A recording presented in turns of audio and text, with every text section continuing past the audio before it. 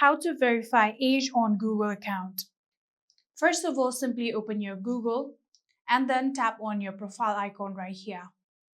After doing that, simply tap on Manage your Google account.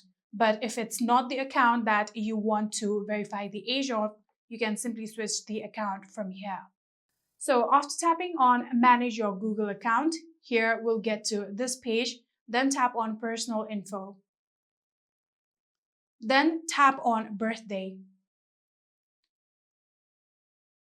Now from here, all you have to do is tap on Birthday one more time. And if you are underage, you'll get the option of Verify your ID. Then you'll get to see a option, Correct your birthday, with a blue letter just like this. And all you need to do is tap on that. After doing that, you'll get two different options, Use credit card or Use government ID. You'll have to select either of that in order to get verified. Then you can get the option of Take a photo or upload it. You can do that according to your choice. And after uploading those ID, you'll be getting an email from Google saying that you have been verified only if the ID is valid.